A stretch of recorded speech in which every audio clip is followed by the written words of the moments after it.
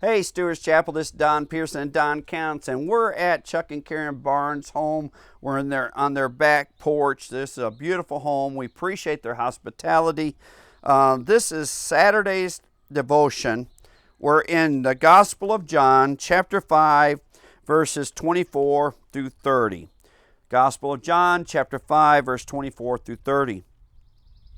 Most assuredly I say to you, he who hears my word and believes in him who sent me has everlasting life, and shall not come into judgment, but has passed from death into life. Most assuredly I say to you, the hour is come in, now is, when the dead will hear the voice of the Son of God, and those who hear will live. For as the Father has life in himself, so he has granted the Son to have life in himself, and has given him authority to execute judgment also, because he is the Son of Man.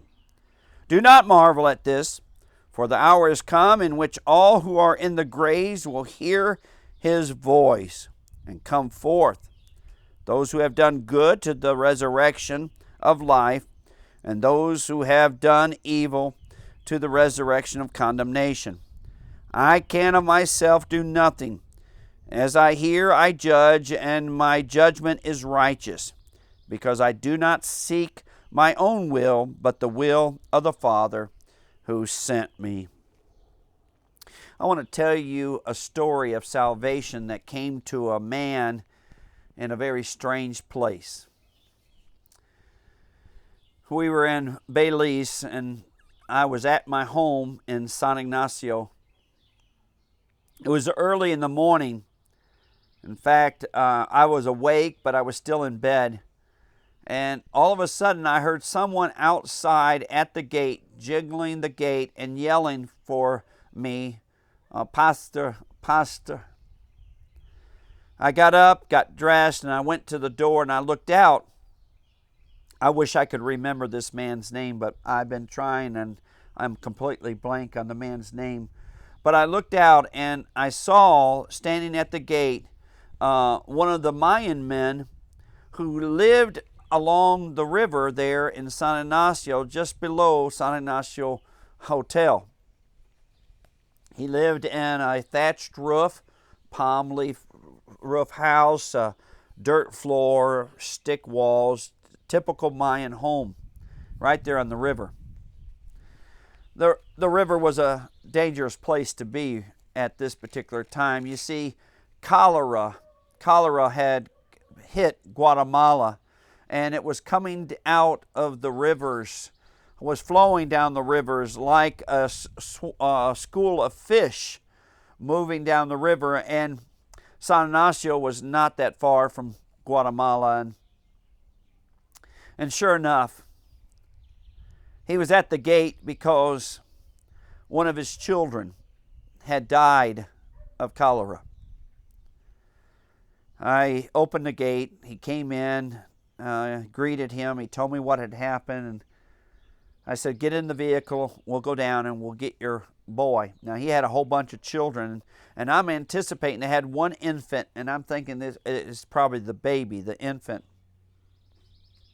When we get down and we park, and we have to walk down this trail, down the steep ridge down to the home, and I'm following him down the steep trail. And when I get to the house, there's nobody outside like normal. Normally there would be somebody outside, and he immediately takes me in to his dark, dark home, sitting on logs and stumps and whatever. Along the wall was his wife with the infant, and all of his other children, young and old, and his mother-in-law. And then laying in front of me on a slab of wood was his son that was probably about 7 or 8 years of age, wrapped up in newspapers with shillings or quarters on his eyes to hold his eyelids down. It was cholera. Cholera takes the young and the old. It takes the weak first. die very, very quickly because everything is coming out here and everything's coming out below, and dehydration and your body shuts down. And this boy had died of cholera. I picked up the boy and I began to carry him out of the home and up the hill to the vehicle. The whole family is following me like a procession up the hill. No one is speaking. We get to the vehicle. I lay him on the bench behind me. It's a van, and so there's plenty of room for everybody. They get in.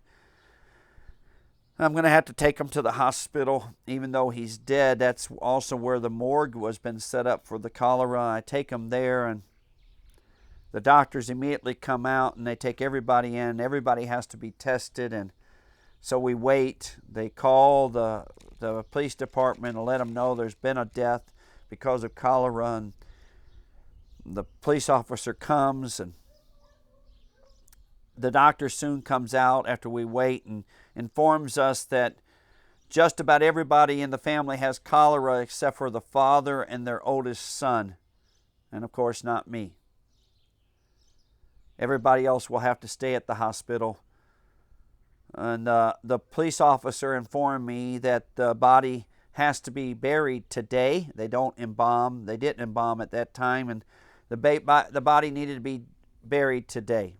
And it needed to be buried with him standing guard to make sure that it was 6 feet exactly from the top of the boy to the top of the ground, that everything was done, that no other risk has come, and that it's done, buried in a place where there is no possibility of any contamination to the river or water. Well, it's early in the morning, and I'm glad it's early because this is going to be a long day. The first stop was to the lumber yard, and when I say a lumber yard, very rough lumber yard, it's all rough lumber. We go by there and we pick up enough material to build a box. We go to my house and we build a box. We build a box and a little bit larger than what we think we need, and then we have to have a burial site. We go down to the municipal building. I don't know what you might call it, the courthouse, where we could buy a burial plot at a particular that was for this. Now, what I'm about to tell you may sound strange. For $3.50 US, you could rent a grave spot for a few years, and after that many years, if the plot was needed again, they could bury somebody else on top of that in that particular spot. But for $7 US, you could buy a burial site, and there's just something wrong about renting a burial site for a little boy. The father was very poor. He didn't have the money, so Lottie Moon Christmas offering paid for the burial site. Well, the police officer is still with us, and so the next stop is back to the hospital. We go back to the hospital. They bring the body out, and we put them in the box. We seal it up, and we put them back in the van. We run by my house again to get some picks and some shovels, and we run to the site. The site that they sold us was underneath a gigantic tree with tons of roots. We start digging. That police officer stayed with us the entire time. It takes us hours. It is almost dark. Every now and then the officer would stop and measure. He knew what the size of the casket was or the box, and he knew what was needed. And we're almost done. And then all of a sudden, the father, in a typical Mayan nature, was very stoic, very little emotion. From the time he was at my house through all this, he has been hardly any emotion at all. And finally, he and I are standing in the grave, digging side by side, and he breaks down. He starts to cry. I have known him for a while. I actually had done his wife and his wedding And in that pit, in that grave, I share with him about the resurrection, about hope. And right there in the grave of his own son, this father gives his life to the Lord. We pray. We go back to digging. We turn the lights on our car so we can have enough light to see the finish.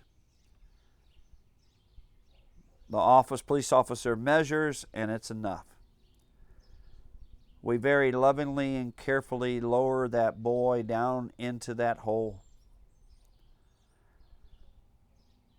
I do a service, a very simple burial service for this boy. There's just me, the father, the oldest son, and the police officer. The mother's not able to be there. The grandmother's not able. Nobody's able to leave the hospital to come to the burial. This body has to be buried today. We began to cover it.